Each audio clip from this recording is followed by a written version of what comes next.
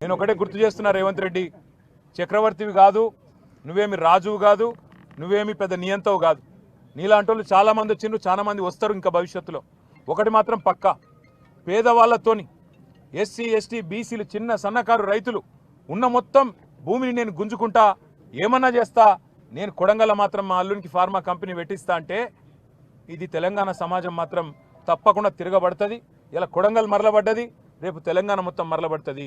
నీకు బాగా ఉన్నది, ఏదో కుట్ర అని చెప్పాలి, ఏందో జరిగిందని చెప్పాలి, జైల్లో పెట్టాలి. మా పట్నం నరేందర్ రెడ్డిని కూడా జైల్లో పెట్టిండు. సరే, రాజకీయ నాయకులను మమ్మల్ని జైల్లో పెడితే పెట్టినావు, మేము చూసుకుంటాం. ఎందుకంటే నిన్ను ఏం చేయాలో రేపు మేము అధికారంలోకి వచ్చినాక మాకు కూడా తెలుసు, మేమేం వదిలిపెట్టాం. కానీ ఒకటి మాత్రం పక్కా, ఇవాళ ఈ 21 మందిని ఎవరినైతే నువ్వు జైల్లో పెట్టినావో వాళ్ళ కుటుంబాలు, వాళ్ళ ఉసురు నీకు నీ పార్టీకి తప్పకుండా తాకుతుంది. ఏ పేద ప్రజల ఓట్లతోనైతే కొడంగల్లో గెలిచినవో, ఏ పేద ప్రజలకైతే 420 హామీలు ఇచ్చి 6 గ్యారంటీలు 100 రోజులని నమ్మబలికి అఫిడవిట్లలో సంతకం పెట్టి గెలిచినవో, ఇలా వాళ్ళ ఉసురు పోసుకుంటున్నావు చూడు, తప్పకుండా వాళ్ళ ఉసురు నీకు తాకుతుంది. నేను ఒకటే మాట చెప్తా ఉన్నా, ఆ కుటుంబాలన్నిటికి కూడా మీకు మొత్తంగా బీఆర్ఎస్ అండగా ఉంటుంది. తప్పకుండా 21 కుటుంబాలను మిమ్మల్ని బయటికి తీసుకొచ్చేదాకా బెయిల్ మీద న్యాయ పోరాటం మేమే చేస్తాం. రాఘవేంద్ర యాదవ్ అనే తమ్ముడికి నేను చెప్పిన, తమ్ముడు నా ఉద్యోగం ఏమవుతుంది అన్నా అని అడిగిండు. నీ ఉద్యోగం ఏం కాదు, రేవంత్ రెడ్డి మెడలు వంచైనా సరే నీ ఉద్యోగం అవసరమైతే సుప్రీంకోర్టు దాకా కొట్లాడతాం, నీ ఉద్యోగం పోనీయం తమ్ముడు అని చెప్పిన. అట్లాగే మిగతా తమ్ముళ్ళు కూడా ఎవరైతే భయపడుతున్నారో, ఇవాళ తిరుపతి రెడ్డి దౌర్జన్యాలకు, పోలీసు వాళ్ళ దురాగతాలకు భయపడుతున్నారో వాళ్ళకు కూడా నేను విజ్ఞప్తి చేస్తా ఉన్నా, మిమ్మల్ని ఇంతకంటే పీకేదేం లేదు. ఇప్పటికే కేసులు పెట్టిండ్రు, అటెంప్ట్ మర్డర్ కేసు పెట్టిండ్రు, ఇక జైలు అనేది తెచ్చి పెట్టిండ్రు. ఇంతకంటే మీకేం పీకేదేం లేదు, ఇంకా ఉరి శిక్ష వేసేదైతే లేదు.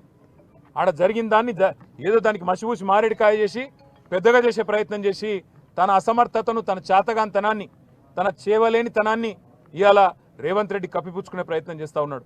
ధైర్యంగా ఉండండి, ప్రజాస్వామ్యబద్ధంగా కొట్లాడదాం. 60-70 లక్షల ఎకరం విలువ చేసే భూమిని 10 లక్షలకి అడ్డికి పావుషేరు గుంజుకుంటానంటే తప్పకుండా మీకు అండగా మేముంటాం. న్యాయస్థానాల్లో కూడా మీకు అండగా మేము నిలబడతాం. ఎవ్వరు కూడా బెదిరించినా, ఎందుకంటే వాళ్ళు భయపడుతున్నారు, బయటికి వచ్చినాక బెదిరిస్తారన్నా, మళ్ళీ కేసులు పెడతారన్నా, మళ్ళీ జైలుకు పంపుతారన్నా, మేము సంతకాలు పెట్టాల్సి వస్తుందేమో అన్నా అని చెప్పి వాళ్ళు భయపడతా ఉన్నారు. వాళ్ళకి మేము అదే చెప్తా ఉన్నాం. బయట ఉండే ఇక్కడ సంగారెడ్డిలో కూడా మొన్న న్యాల్కల్లో ఇక్కడ కూడా మొన్న ఆందోళన జరిగింది.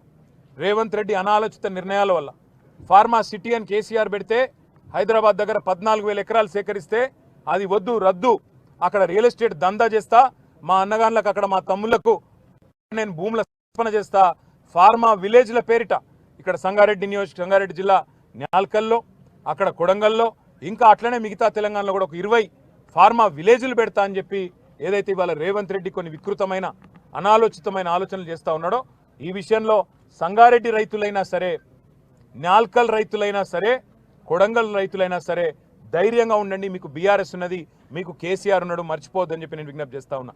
మీకు ప్రజాస్వామికంగా రావాల్సింది, న్యాయంగా రావాల్సింది పిచ్చేదాకా మేము మీకు అండగా నిలబడతాం. వీళ్ళు ఎన్ని అక్రమ కేసులు పెట్టినా, ఎన్ని అక్రమ నిర్బంధాలు చేసే ప్రయత్నం చేసినా తప్పకుండా అవి మేము ఎదుర్కొంటాం. ఇవాళ సంగారెడ్డి కేంద్ర జైల్లో ఇవాళ వాళ్ళందరినీ కలిసిన తర్వాత మాకు అనిపించింది ఒకటే, తప్పకుండా ఈ ప్రభుత్వం పేదవాడి ఉసురు తాకి, పేదవాడి కన్నీళ్లలోనే ఇవాళ గిరిజన బిడ్డలు కన్నీళ్లు పెడతా ఉంటే అన్నా మమ్మల్ని కొట్టినారు చూడు అంటే, వాళ్ళు నిజంగా కూడా ఒక్కొక్కరు ఇప్పుడే అనిల్ జాదవ్ చెప్పినట్టు 30-40 కిలోలు కూడా లేని పిల్లలు, వాళ్ళు పాపం మాల్ న్యూట్రిషన్తో బాధపడే పిల్లలు, బట్టలు కూడా చక్కగా లేవు, వాళ్ళు కలెక్టర్ను కొట్టినరు, అటెంప్ట్ మర్డర్ అని పెట్టడానికి నీకు మనసెట్లా ఒప్పింది రేవంత్ రెడ్డి అని నేను అడుగుతా ఉన్నా. చేతనైతే మాతోని కొట్లాడు, చేతైతే రాజకీయ నాయకులుగా మాతోని తలపడు, అంతేగాని పేదలకు ఈ రకమైన కష్టం కలిగించవద్దు. బేషరతుగా ఇకనైనా సిగ్గు తెచ్చుకొని ఈ కేసులన్నీ వెంటనే రద్దు చేయాలి, వాళ్ళని వెంటనే విడుదల చేయాలని చెప్పి మేము డిమాండ్ చేస్తూ ఉన్నాం.